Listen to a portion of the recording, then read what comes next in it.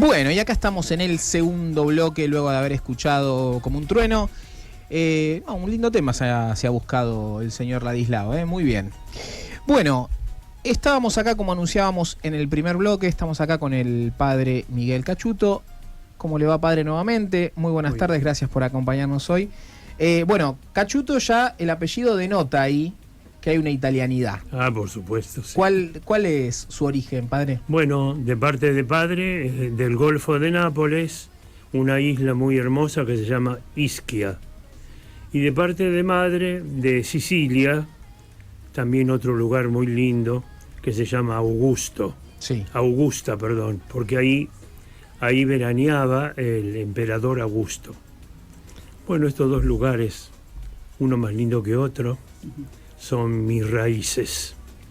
Y después, bueno, ya de cuando mis padres vinieron acá en Argentina, nos afincamos en el puerto de Mar del Plata. Mi papá dedicado a la pesca y mi mamá cosiendo redes para la pesca. Claro. ¿Pasó toda su vida acá en Mar del Plata? ¿Cómo decís? ¿Pasó toda su vida acá en Mar del Plata? No, bueno, yo no. Estuve en Buenos Aires, estuve en Corrientes, estuve, en la capital, por supuesto, en el Chaco. Estuve en varios lugares de Argentina y también en Italia. ¿Y qué te gustó más? Y no hay un gusto particular, ¿no? Sino que, son distintos gustos lindos. Claro. Decir, porque uno se fue enriqueciendo de todas partes. Pero sin duda no hay como la Argentina, ¿no?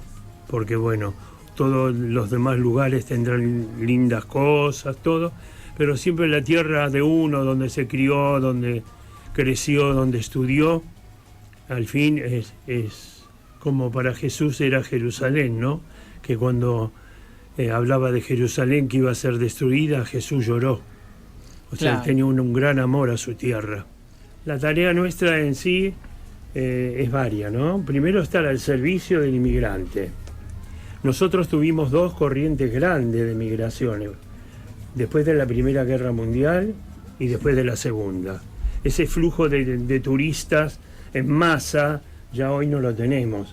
Tenemos quizás menos, pero ya de los países más bien cercanos de Latinoamérica, ¿no?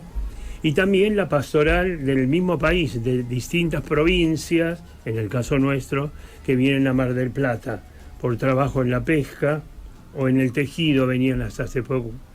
Y después también Mar del Plata candila un poco, ¿no? Pensando que es una ciudad de gran luz para todo, ¿no? Sin embargo, no hay trabajo, por ejemplo. No hay trabajo, más desempleo no hay país. empleo ni para los que están acá, entonces, pero muchos quedan, y esos inmigrantes permanecen en la ciudad, algunos. Y hay que ayudarlos. Claro, perdón, para hacer una salvedad, ¿no? Pero estando en el espacio de Giovanni, hablando de esta manera, la pastoral migratoria es para todos los migrantes, no nada más para los italianos, porque queda por ahí. Yo estoy hablando en forma general. Claro. Incluso tenemos en la comisión gente de Italia, gente paraguaya, gente boliviana, porque tenemos muchísimos bolivianos. Solamente el cordón de Mar del Plata hay 43.000 bolivianos, entre las quintas, entre la construcción, etcétera, ¿no? Y tienen sus devociones, su pastoral. Y yo le consulto ahora a usted, ¿cómo es que termina usted dentro de la pastoral migratoria? ¿Cuál es su camino como sacerdote para llegar a estar como delegado de algo tan particular como la pastoral migratoria? Yo trabajo desde la época de Monseñor Rómulo García, que en ese tiempo, éramos jóvenes. Y él organizó, era un baluarte dentro de Argentina, ¿no? De esta pastoral. Y organizó comisión y de ahí empezamos a trabajar. Y nunca dejé, vamos a decir, con otros laicos, ¿no? Y fuimos agregando laicos nuevos. Por ejemplo, una de las cosas que tuvimos que ayudar muchísimo es a documentar personas. Había muchísimos bolivianos, por ejemplo, paraguayos, chilenos, que no estaban documentados. Por lo tanto, al no estar documentado, no podían mandar a los chicos a la escuela, no podían ir al hospital y muchas cosas. Entonces, bueno, empezar por ahí primero. ¿Y es sencillo ese proceso en Argentina? Documentar a las personas. Bueno, según los gobiernos. Claro. Por eso Según acá. los gobiernos, hay gobiernos que es más sencillo y que hay otros gobiernos que ponen más trabas.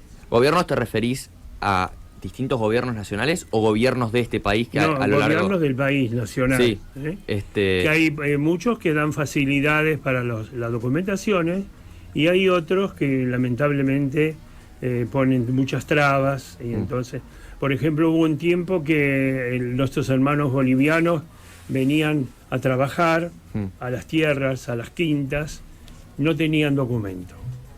Por lo tanto se llamaba el trabajo de la cama caliente, porque trabajaban en las quintas, pero Sin se papeles. aprovechaban de ellos.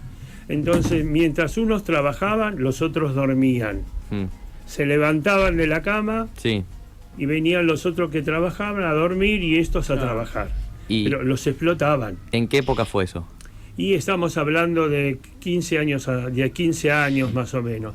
Ahora, últimamente, la situación de Bolivia, como Bolivia, el país boliviano, está mucho mejor que el nuestro económicamente, ya no vienen tantos bolivianos. Entonces, los pocos que vienen, bueno, ya le pagan bien, están documentados, no están explotados. Habrá algunos que uno a veces se le escapa, pero a veces por eso nosotros trabajamos mucho con migraciones y como es y gendarmería, ¿no? Que nos ayuda y nos ayudamos mutuamente para poder ayudar mejor al emigrante que viene y no sea explotado. Después está el problema de trata también en el medio, que es uno de los problemas latentes hoy en día. Y bueno, que nosotros, a veces vienen y hablan con nosotros y bueno, tratamos de orientarlos como tienen que hacer. Sí.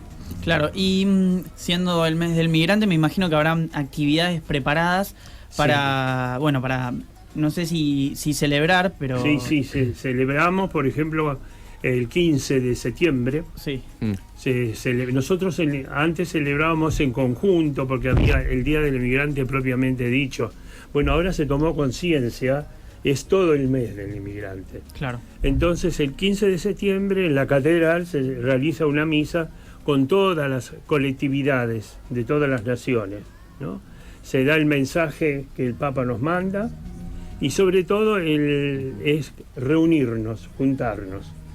Nosotros como comisión vamos siempre a todas las fiestas que nos invitan para estar presentes y siempre con esta actitud de ayudar, no importa el credo, no importa de qué país es, nada.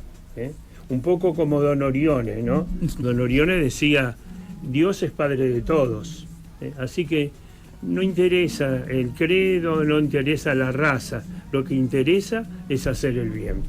Claro, sí, justo nosotros venimos de la obra de Don Orione, tenemos bien. así muy latente lo que es la enseñanza de él, particularmente me parece como muy importante en lo que es la iglesia, la figura de Don Orione, pero hablando de figuras, te quería consultar esto también, vos cuando ingresaste a todo esto de querer ser sacerdote, al ministerio, ¿cuál era aquel santo o virgen de la cual eras devoto o sos devoto? Perdón. Don Orione. Don Orione Me siempre. formé en Don Orione, el colegio Don Orione, la Sagrada Familia.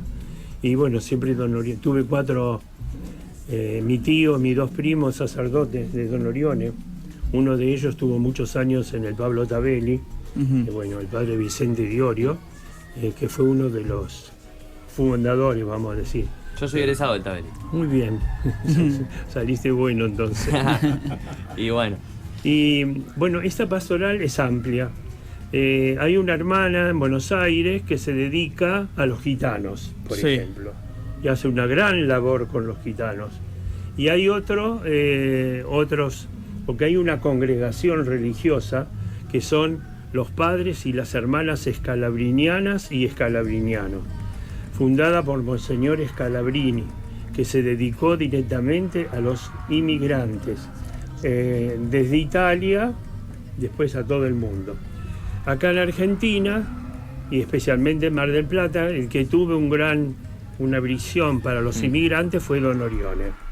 Don Orione fue invitado aquí a Mar del Plata en el 21 y venía a la ciudad mucha gente de la élite de Buenos Aires, Sí.